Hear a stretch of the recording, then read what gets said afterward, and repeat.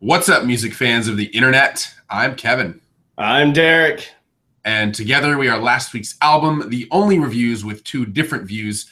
And normally we're bringing you new album reviews, but in this episode, we're going to do Austin City Limits Music Festival 2015 Best of Weekend 1, because we just got done with that madness.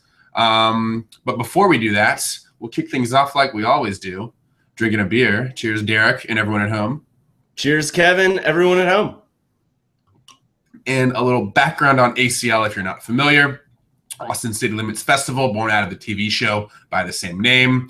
It's gone on for, I think this was the 14th year. They've got 8 stages, 75,000 people each day for 3 days. And we're going to tell you the best moments of the weekend in our opinions. So without further ado, let's start with the top of the list. We're going to go through best band performance, best vocal performance, best instrument, best onstage banter, and best festival friend, starting with best band performance. Derek, kick us off. I'm going with Lord Huron. This was their first ACL performance, and you could tell they were having a lot of fun up there. In addition to the lead man playing guitar, they had 2 other guitar players, in addition to another bass guitar player. And this really allowed them to build the haunting layered sounds that, I really enjoyed off their latest album, Strange Trails, with the added bonus of the live performance intensity they brought there. So I was looking forward to seeing them play, and I was not disappointed at all. Thought they were great. And, we're only going with one here, but close second for me here was Shakey Graves, especially his solo set before the band came on. Really enjoyed that. Is that why you're wearing a Lord Huron t-shirt and a Shakey Graves hat, Derek? Yes, but there might be more on the latter later on. Right on. I agree. Lord Huron was good, but I think the best band performance does go to Shakey Graves. He's no runner-up. I thought, he came out solo, starting off by himself, just revving on the guitar solo, and gave a really good warm-up to his other guitarist and drummer before they even came out.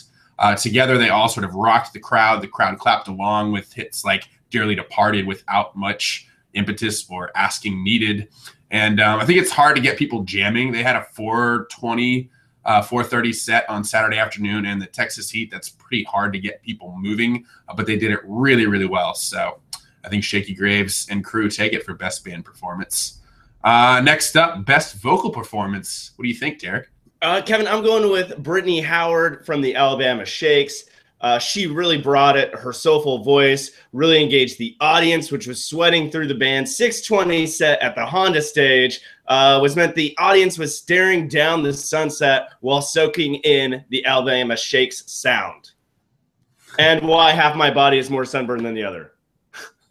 I am with you on that. I don't know if you guys can see a bit of a line here down the middle. But yes, and I will also agree with you on this one, actually. Best vocal performance, I think, clearly goes to Brittany Howard from the Alabama Shakes. She was electric. She was laser focused and just in the zone. I'm not sure if she even knew the crowd was there, but I'm also not sure that it even mattered. She was just in it, and the band followed her to a T. They're really smart. No one tries to upstage her or even really compete with her. They know she is the spotlight, and they let her have it and soak in it. So really strong work from Alabama Shakes. And with that, we'll go from vocals to no vocals. Best instrument. What do you think, Derek? I'm actually framing mine under best instrumentation, and I'm awarding this to Of Monsters and Men. They had a trumpet and trombone player there that really helped create the large sounds they crafted on their studio albums. They played other instruments as well. Just a lot of people going on. They got the crowd really involved well with a lot of sing-alongs too. So I think just all those things come together just really made Of Monsters and Men a powerful set. Yeah, at one point, Derek leaned over to me and he goes, "That's the clarinet." And I said cornet. Cornet. Still messing it up. Thank you for the clarification, Derek. I think the best instrument or instrumentation goes to Lord Huron, actually. About halfway through the set, they busted out this sort of tabletop piano accordion hybrid. I've looked it up. I can't really find what it is, but it's something like that, and it sounds something like that. I think it matches their sort of sepia tone, nostalgic throwback sound really well. And I think it was also a new song. It began with the line "Through the Dawn of Ages," and I couldn't really find anything about it online, and I know most of it. If you guys know, let me know. But yeah, just a great use of instrument there for their set for Lord Huron. And next up, best on stage banter. Derek, what have you? I'm actually going with someone whose onstage banter was few and far between, but I really thought he delivered the best one-liner I heard all weekend. This goes to Sturgill Simpson. Hands down the best one-liner. After playing a really slow song, can't remember which ones these were, but he said, "Now we're going to slow it down some more." And everyone kind of looks at each other, and then he just kicks off an upbeat barn burner. And at that point, I laughed out loud. I just loved the tongue-in-cheek humor, and he played a great set as well. That one moment of brevity, I thoroughly enjoyed. Nice. Mine actually for best onstage banter is a tie between the Foo Fighters and the Strokes. Dave Grohl for the Foo Fighters was really down to earth and witty and sort of charming, getting the audience engaged. Julian Casablancas for the Strokes was kind of the opposite. He was very sarcastic and random, but I thought both were very funny in their own way, and both were good at sort of reading the audience. They kind of need that banter for these longer sets. They were both closers. Everyone's getting a little tired in the evening, and a little bit of talking and engaging the audience can go a long way. So strong work to both of those guys, Dave Grohl from the Foo Fighters and Julia Casablancas from the Strokes. And finally, best festival friend.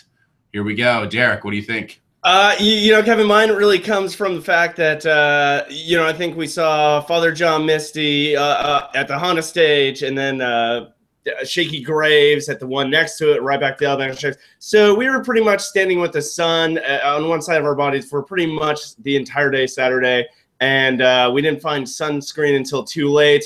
But my biggest thing that I really enjoyed, and why I came back with it, is a hat. Really nice. You can always, if the sun's behind you, you can turn around, shade your neck and all that. And I just happened to leave with a Shakey Graves hat. Great show. And it's been blocking the sun fantastically since I purchased it. Right on. Well, if the sun got Derek, the dust got me. I'm going with the good old-fashioned Handkerchief for the best festival friend. I was really dry this year, and it normally is. But it was also really dusty, but you couldn't really see the dust coming up, so it really snuck up on me. Friday and Saturday, kind of made it through Friday, barely made it through Saturday. Breathing was getting pretty tough. And Sunday, I just looked like a gangster about to rob a train. But it was definitely worth it. Highly recommend it. So you should probably take both. Take a hat, take a handkerchief, probably some sunscreen, and plenty of water.